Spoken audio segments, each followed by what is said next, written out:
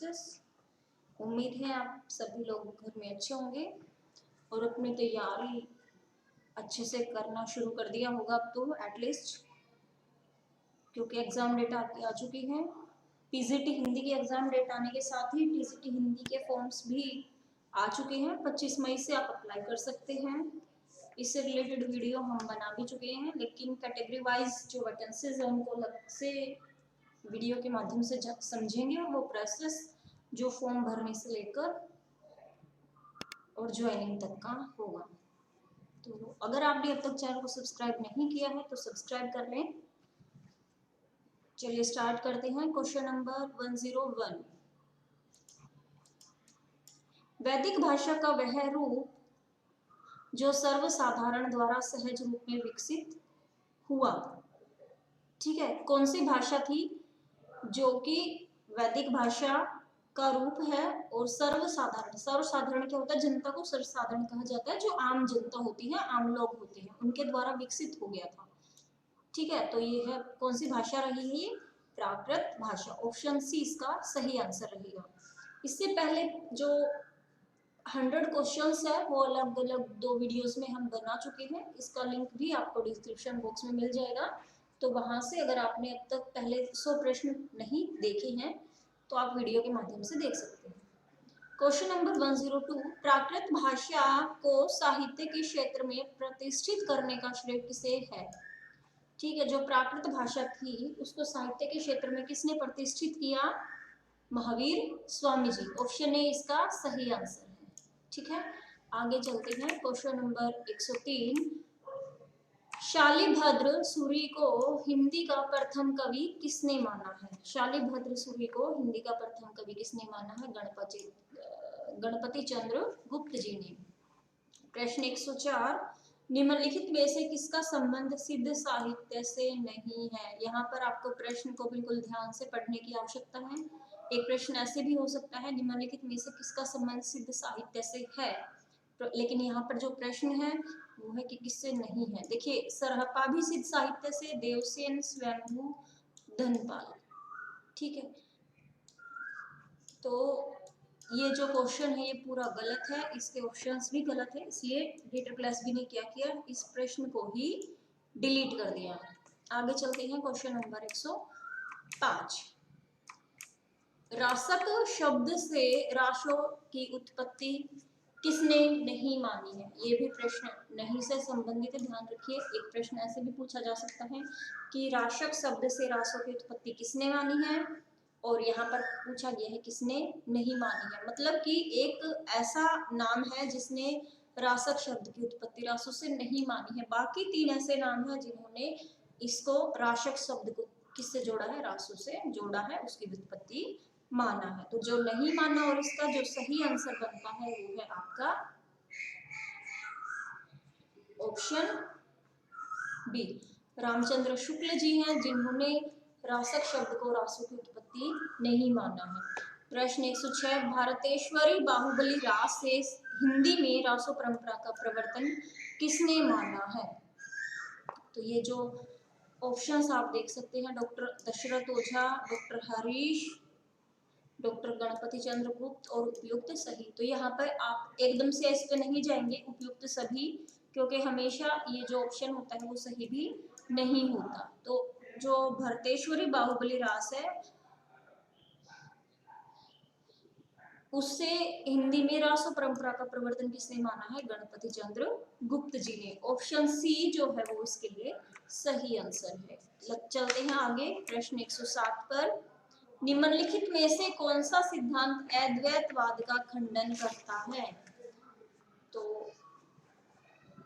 अद्वैत का खंडन मतलब इसका ऑपोजिट क्या होगा, द्वैत, अद्वैत। ठीक है, तो इसका जो इस पर ना जाए सीधा कि इसका ऑपोजिट द्वैत और अद्वैत है, तो ऑप्शन यही सही होगा।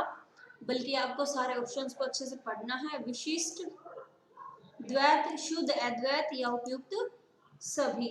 ठीक है, तो अद्वैतवाद का खंडन जो किया है वो इन सभी ने किया है, विशिष्ट द्वैत ने, शुद्ध अद्वैत ने और द्वैत अद्वैत ने। तो इसका जो सही आंसर होगा ऑप्शन डी रहेगा। Option D is the right answer. आगे चलते हैं।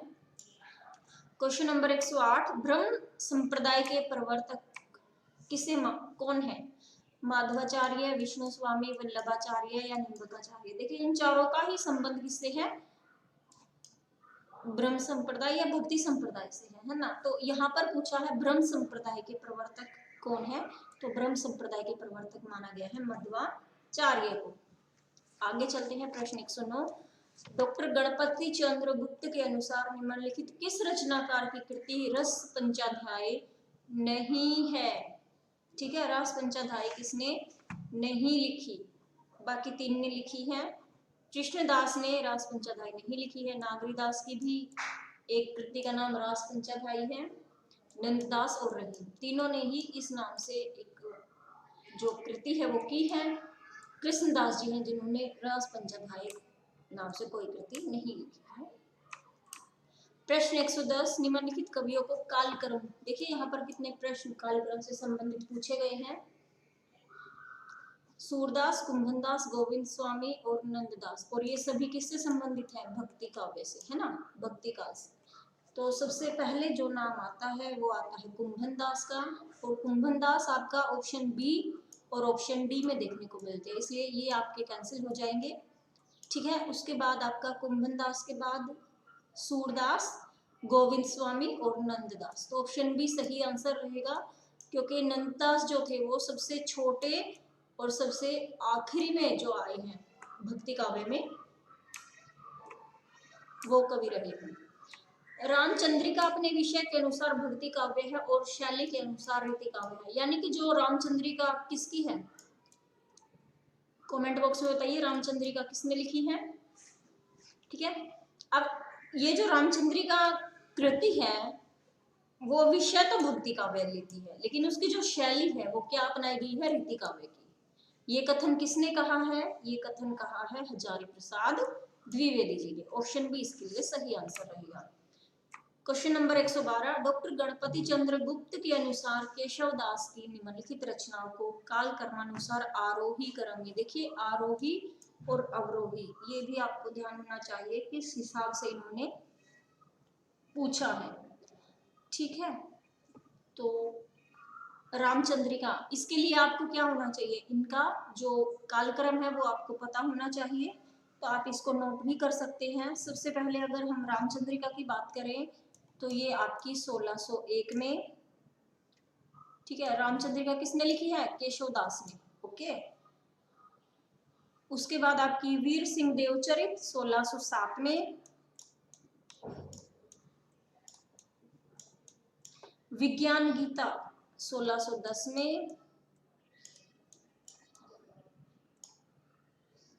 और जो रसिक प्रिया है उसका जो कालक्रम है वो कितना? 1501। ठीक है, 1501। तो इसके अनुसार आप देख सकते हैं सबसे पहले क्या आएगा? रसिक प्रिया, और रसिक प्रिया हमारा सिर्फ ऑप्शन सी में है। रसिक प्रिया, उसके बाद रामचंद्रिका, उसके बाद वीर सिंह देवचरित और उसके बाद विज्ञान गीता। ओके, तो ऑप्शन सी इसके लिए सही आंसर होगा। चलते हैं क्वेश्चन नंबर 113 पर। निम्नलिखित काव्य पंक्ति किस कवि की है? कुंदन को रंग फीको लगे, झलके अति अंगिनी चारू गोराई, किसने कहा है? ये पंक्ति किसकी है? ये है मतीराम जी की। Option D. बिहारी की भाषा चलती होने पर भी साहित्यिक है, वाक्य रचना व्यवस्थित है और शब्दों के रूप का व्यवहार एक निश्चित प्रणाली पर आधारित है। ये कथन किसका है? ये कथन है आचार्य रामचंद्र शुक्ल जी का। बिहारी कौन से काव्य के रचनाकार रहे हैं? रीति काव्य। ठीक है, रीति काव्य, श्रृंगार से संबंधित रचना इन्होंने लिखी है। बिहारी के दोहे काफी महत्वपूर्ण हैं।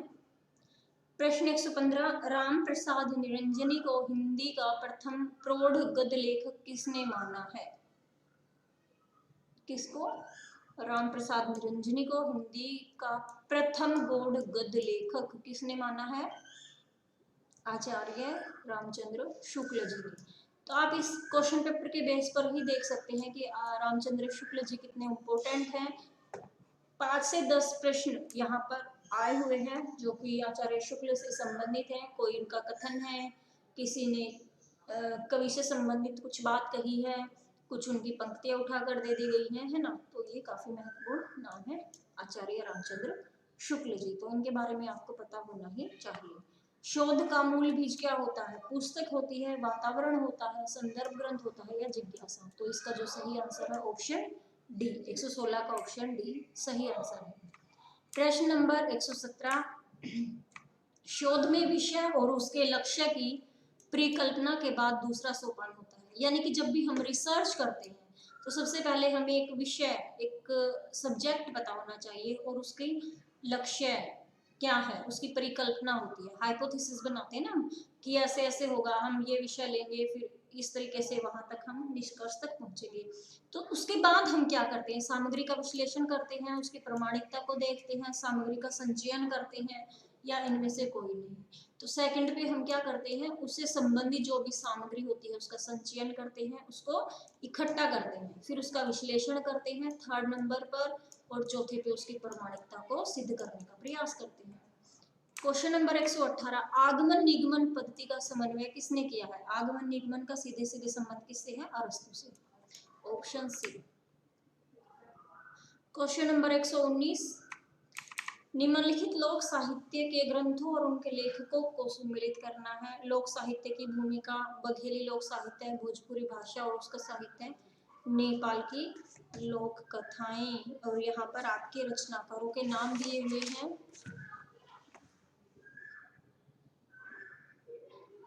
लोक साहित्य की भूमिका कृष्णदेव उपाध्याय ने लिखी है। बघेली लोक साहित्य जगदीश चतुर्वेदी। भोजपुरी भाषा उदय नारायण तिवारी, ये आप यहाँ से भी समझ सकते हैं, ठीक है। और नेपाल की लोक कथाएं गोविंद चातक। तो इस हिसाब से हमें ऑप्शंस को ढूंढना होगा। A4 तो ये कट जाएंगे, पहले पे 4 3, फिर हमारा थर्ड पे फर्स्ट और सेकंड, ऑप्शन सी इसके लिए सही आंसर रहेगा। चलते हैं नेक्स्ट क्वेश्चन पर। क्वेश्चन नंबर 120, भारतीय संविधान के किस भाग में राजभाषा संबंधित प्रावधान है? राजभाषा से संबंधित प्रावधान आपका किसमें है? 6, 5 और 17 में, ठीक है। भाग 6, भाग 5 और भाग 17 में राजभाषा से संबंधित प्रावधान है। आगे चलते हैं क्वेश्चन नंबर 121, अंतरराष्ट्रीय शब्दावली को भारतीय परिभाषित शब्दावली के लिए जो का त्यों स्वीकार कर लेने के पक्षधर नहीं है। कौन नहीं है कि अंतरराष्ट्रीय शब्दावली, आपने किसी विदेशी भाषा को उठाया, शब्द को उठाया और उसको ऐसे के ऐसे ही अपने हिंदी भाषा में उसका प्रयोग कर लिया, उसको अपना लिया, तो इसके पक्षधर कौन नहीं है, इसको स्वीकार कौन नहीं करते? डॉक्टर रघुवीर जी। आगे चलते हैं क्वेश्चन नंबर 122, संविधान के किस अनुच्छेद के अनुसार संघ की राजभाषा देवनागरी हिंदी है? तो ये है 143, माफ कीजिए 343(1), ठीक है। आगे, उद्दंत मार्तंड के संपादक कौन है? ये एक न्यूज़पेपर रहा है और इसके जो संपादक हैं वो रहे हैं पंडित जुगल किशोर जी। प्रश्न 124, निम्नलिखित पत्र पत्रिका और संपादकों को सम्मिलित कीजिए। सदादर्श, भारत बंधु, हिंदी प्रदीप, ब्राह्मण, ये आपकी पत्र और पत्रिकाएं हैं और यहाँ पर इनके संपादकों के नाम दिए गए हैं, ठीक है। तो यहाँ से देखो, सदादर्श जो है उसके लाला श्रीनिवास दास जी, भारत बंधु तोताराम, हिंदी प्रदीप बालकृष्ण भट्ट, और ब्राह्मण का संबंध है प्रताप नारायण मिश्र से। तो 4 पे 1, 4 पे 1, एक यहाँ पर भी है, 3 पे 4, 3 पे 4 तो इसी में है, तो ऑप्शन सी इसका सही आंसर हो जाएगा। क्वेश्चन नंबर 125 पर चलते हैं। फिर से कहानी, इंदुमती, 11 वर्ष का समय, प्लेग की चुड़ैल और धुलाई वाली, ये कहानियां किसकी हैं? ये आप खुद से सर्च करेंगे। प्रश्न 125, अब इनका कालक्रम देखना है। सबसे पहले इंदुमती, फिर प्लेग की चुड़ैल, 11 वर्ष का समय और धुलाई वाली। तो इसका जो सही आंसर होगा ऑप्शन बी रहेगा। प्रश्न 126, कृष्णायन के रचनाकार कौन है? कृष्णायन के रचनाकार द्वारका प्रसाद जी हैं। प्रश्न 127, नंद दुलारे वाजपेयी ने छायावाद का प्रवर्तक किसको माना है? सुमित्रा नंदन पंत जी। ठीक है, किसने माना है? नंद दुलारे वाजपेयी ने छायावाद का प्रवर्तक सुमित्रा नंदन पंत जी को माना है। और पंत जी के बारे में एक बात और कही जाती है, इनको क्या कहा जाता है? प्रकृति का कवि। ठीक है, प्रकृति का कवि किसको माना जाता है? सुमित्रा नंदन पंत जी को। परीक्षा गुरु के लेखक कौन है? परीक्षा गुरु लिखा है आपका श्रीनिवास दास जी ने। ऑप्शन सी इसका सही आंसर। क्वेश्चन नंबर 129, संसार के भाषा परिवारों की संख्या 13 मानी है, किसने मानी है? ये प्रश्न है। विल्हेम वान राइस, पोर्ट्रिस या फिर ग्रे? तो ऑप्शन ए इसका सही आंसर है। भारोपीय परिवार की शाखा केंतुम वर्ग की भाषा है, किस वर्ग की भाषा है केंतुम? भारोपीय, भारतीय प्लस यूरोपीय जो परिवार है उसकी शाखा केंतुम वर्ग की भाषा है, तो इसका जो आंसर ऑप्शन डी अंग्रेजी। प्रश्न 131, भारोपीय परिवार की शाखा सतम किस भाषा का शब्द है? इस पर भारोपीय परिवार की भाषा शाखाओं पर भी हमें एक वीडियो बनाना पड़ेगा ताकि अच्छे से सभी ये चीजें क्लियर हो जाए। तो ये है अवेस्ता। ठीक है, ऑप्शन सी। प्रश्न 132, भोलानाथ तिवारी ने भारत में आर्यों का आगमन कब से माना है? 1500 ईस्वी पूर्व से। ऑप्शन ए इसका सही आंसर रहेगा। क्वेश्चन नंबर 133, अपभ्रंश का समय काल माना जाता है कब से कब तक? 500 ईस्वी से 1000 ईस्वी के बीच। भोलानाथ तिवारी के अनुसार विश्व के भाषा खंड कितने हैं? भोलानाथ तिवारी ने 4 खंड माने हैं भाषा खंड। ठीक है, ऋणमुक्त समास कौन सा है इनमें से? ऋणमुक्त अपादान। ऑप्शन डी इसका सही आंसर। प्रश्न 136, स्थान के आधार पर च छ ज व्यंजन कौन से हैं? ये है तालव्य, यानी कि जब भी आप बोलेंगे तो आपके ताल से च छ जो जीभ है आपकी तालू पे जाके लगती है, च छ ज, तो ये व्यंजन तालव्य व्यंजन है। दंतोष्ठ जब आपके दांत से और होठों से टकराती है, दंत्य जब दांत से टकराती है, वर्त से ये गले से जो अलग से आवाज आती है। प्रश्न 137, अवधी और बघेली किस उपभाषा की बोलियां हैं? अवधी और बघेली ये किस भाषा की है? पूर्वी भाषा। ठीक है, इसको भी हम करेंगे ऐसे उत्तर पूर्व ऐसे दिशाओं के आधार पर एक वीडियो इसके लिए भी बनाना ही पड़ेगा जो इजीली आपको याद हो जाए। प्रश्न 138, अलमारी, तौलिया, बोतल किस भाषा के शब्द हैं? पुर्तगाली भाषा। ठीक है, तो ये विदेशी भाषा भी आपको याद करना पड़ेगा कि कौन सी भाषा से कौन से शब्द लिए गए हैं। प्रश्न 139, निम्नलिखित ग्रंथों और उनके लेखकों को सम्मिलित कीजिए। अनीता गुप्ता, सुनीता कुमार चटर्जी, उदय नारायण तिवारी, भोलानाथ तिवारी। तो सबसे पहले आपने भोलानाथ तिवारी जी का नाम पढ़ा भी होगा। तो हिंदी भाषा की संरचना ये भोलानाथ तिवारी जी की है।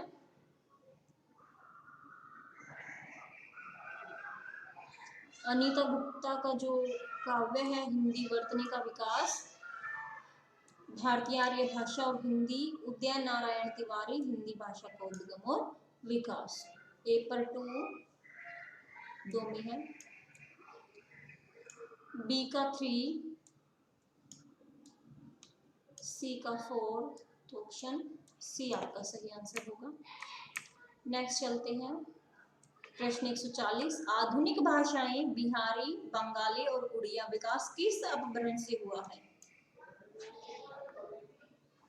अर्धमागधी, मागधी, ब्राह्मण या शोर से? तो ये मागधी से इसका जो विकास है वो हुआ है। चलते हैं आगे प्रश्न 141 पर। निम्नलिखित रचनाकारों को कालक्रम के अनुसार आरोही क्रम में लिखिए। बद्रीनारायण चौधरी, प्रताप नारायण मिश्र, अंबिका दत्त व्यास, राधा कृष्ण दास। तो इसका जो सीक्वेंस बन रहा है ये यही बन रहा है। बद्रीनारायण चौधरी 1855 में,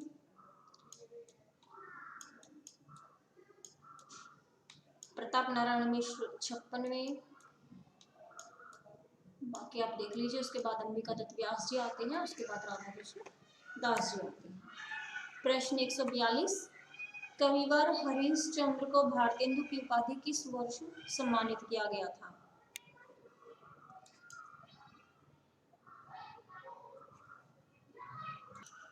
तो इसका जो सही आंसर है, ये ऑप्शंस जो है वो सारे कितने हैं, क्या है, गलत है ना, क्योंकि ये जो समय काल है वो कितना 1800, तो यहाँ पर आपका 1880 आना चाहिए था। और इसको जो भारतेंदु हरिश्चंद्र जी थे, ठीक है, इन्होंने जो मैगजीन निकाली थी वो जो पहले आई थी 8 अंकों तक, वो थी हरिश्चंद्र मैगजीन, और उसके बाद उसका नाम बदल के रख दिया था हरिश्चंद्र चंद्रिका। तो ये इसको ध्यान रखना, 1880 यहाँ पर आएगा। क्वेश्चन नंबर 143, ये टाइपिंग मिस्टेक है। भारतेंदु युग के निम्नलिखित ऐतिहासिक नाटकों को कालक्रम के अनुसार आरोही क्रम में लगाना है। पहला है संयोगिता स्वयंवर, नील देवी, अमर सिंह राठौर और महाराणा प्रताप। तो इसको आप इधर कर दीजिए, ऑप्शन सी इसका सही आंसर होगा, महाराणा प्रताप, अमर सिंह राठौर नहीं, नील देवी, संयोगिता स्वयंवर। सबसे पहले नील देवी रचना हुई थी, ठीक है, ऑप्शन बी इसका सही आंसर होगा, अमर सिंह राठौर और महाराणा प्रताप। ठीक है, कोशिश करना जो भी रचनाएं इस एग्जाम में पूछी गई है उनको आप नोट डाउन कर लें, उनके लेखक, उनका समय काल अलग से नोट्स बना ले और उसको लर्न करें, क्योंकि जो एग्जाम में पहले पूछे जा चुके हैं उसकी संभावना काफी रहती है कि आगे भी एग्जाम्स में प्रश्न वो पूछे जाएं। क्वेश्चन नंबर 144, भारतेंदु युगीन जीवनी और उनके लेखकों को सुमिलित करना है। कार्तिक प्रसाद खत्री, देवी प्रसाद मुंशीफ, राधा कृष्ण दास, रमाशंकर व्यास। सूरदास जी, नेपोलियन बोनार्ट का जीवन चरित्र, यहाँ पर ये जीवनियां हैं और ये उनके राइटर हैं। ठीक है, तो कार्तिक प्रसाद खत्री ने कौन सी लिखी है? अहिल्याबाई का जीवन चरित्र। देवी प्रसाद मुंशीफ ने कौन सी लिखी है? जसवंत सिंह। ठीक है, राधा कृष्ण दास जी ने लिखी है सूरदास, और रमाशंकर व्यास पर जो नेपोलियन बोनार्ट का जीवन चरित्र, ये किसने लिखी है? रमाशंकर व्यास जी ने। इस तरह से इसका जो सही आंसर बनता है, फर्स्ट का 3, सेकंड 4, थर्ड फर्स्ट और डी का सेकंड, तो ये आपका आता है ऑप्शन डी। नेक्स्ट चलते हैं क्वेश्चन नंबर 145, दांत घो ट ह द आदि निबंधों के लेखक कौन हैं? तो इनके है प्रताप नारायण मिश्र जी। ऑप्शन ए, इन्होंने मुख्यतः किस जो अंग होते हैं ना शरीर के अंगों से संबंधित, उन पर अपने निबंध लिखे हैं ज्यादातर। प्रश्न 146, निम्नलिखित पत्र पत्रिकाओं और उनके प्रकाशन स्थल को सुमेलित कीजिए। भारत बंधु, प्रजाहितेशी, ब्राह्मण, प्रजामित्र। तो प्रजाहितेशी कहाँ से संबंध रखते हैं? आगरा से, भारत बंधु अलीगढ़ से, ब्राह्मण पत्रिका कानपुर से और प्रजामित्र कलकत्ता से। तो ए पर 2, बी 3, थोड़ा सा नीचे हमें फोर्थ ऑप्शन भी दिखना चाहिए। ए 2 3 पर है, बी 3 यानी कि 2 कैंसिल हो जाते हैं, सी पर 4, ऑप्शन बी इसका सही आंसर है। आगे चलते हैं क्वेश्चन नंबर 147 और 148। 147, बाल मुकुंद गुप्त और नाथूराम शर्मा किस युग के हास्य व्यंग्यकार हैं? ये है द्विवेदी युग के। ठीक है, बाल मुकुंद गुप्त जी और नाथूराम शर्मा किस युग के हैं? द्विवेदी युग। प्रश्न 148, निम्नलिखित कवियों को कालक्रम अनुसार आरोही क्रम में लिखना है। फिर से आपको, अगर आप देखिए अलग अलग अगर काव्य से संबंधित है, जिसे मान लीजिए काल से संबंधित अलग अलग हो गए, तो आप आधुनिक काल, भक्ति काल, ऋति काल, है ना, इस हिसाब से आप लेखकों को डिस्क्राइब कर सकते हैं या उनको अलग करके आप पहचान पाएंगे, वरना तो फिर आपको उनका जन्म काल का समय याद होना चाहिए। ठीक है, तो सबसे पहले महावीर प्रसाद द्विवेदी जी आते हैं। इनका जन्म काल हम देखें तो 1864। श्रीधर पाठक 1859, ये आप नोट डाउन कर लीजिएगा।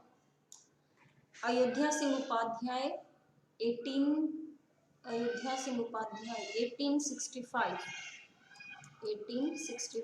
अगर आपको कहीं कुछ मिस्टेक लग रही है तो आप कमेंट बॉक्स में उसको डाल सकते हैं, ठीक है। ऐसा नहीं है कि हम लोगों से या किसी से कोई मिस्टेक नहीं होगी, इंसान है तो गलतियां होती ही हैं, बस ज़रूरत है उसको सुधार करने की, ठीक है। ये 1886 है, ओके। तो अब इसके हिसाब से हमें देखना है, सबसे पहले आना चाहिए श्रीधर पाठक, उसके बाद महावीर प्रसाद द्विवेदी, उसके बाद अयोध्या सिंह उपाध्याय और मैथिली शरण गुप्त जी, ठीक है। ये तो ऑप्शन डी इसका सही आंसर हो जाएगा। नेक्स्ट चलते हैं क्वेश्चन नंबर 149 और 150 आज हम लास्ट रखेंगे। हिंदी संसार इन्हें कवि सम्राट के रूप में भी जानता है। किनको जानता है? कवि सम्राट की उपाधि किसको दी गई है, किसे माना गया है? देखिए, अयोध्या सिंह उपाध्याय हरिऔध, मैथिली शरण गुप्त, महावीर प्रसाद द्विवेदी या रामनरेश त्रिपाठी। तो जो हरिऔध जी हैं इनको कवि सम्राट की उपाधि से भी सम्मानित किया गया। प्रश्न, अंतिम प्रश्न आज की इस वीडियो का, निम्नलिखित रचनाओं में से कौन सी रचना मैथिली शरण गुप्त जी की नहीं है? ठीक है, यशोधरा, विष्णुप्रिया, झंकार, ये तीनों मैथिली शरण गुप्त जी की है। जो नहीं है वो है वैदेही वनवास। अब ये आप खुद सर्च करेंगे कि ये रचना अगर मैथिली शरण गुप्त जी ने नहीं की तो किसने की है। ये आपका होमवर्क भी तो होना चाहिए ना कुछ, वरना तो सब कुछ पका पका मिल जाएगा तो क्या फायदा, आलसी बन जाओगे आप लोग, है ना। तो चलिए आज के इस वीडियो में इतना ही। Thank you so much. I hope video आपके लिए काफ़ी यूजफुल रहेगी। Thank you so much. Good luck, stay home, stay safe. अपना और अपने परिवार वालों को ख्याल रखें। Thank you.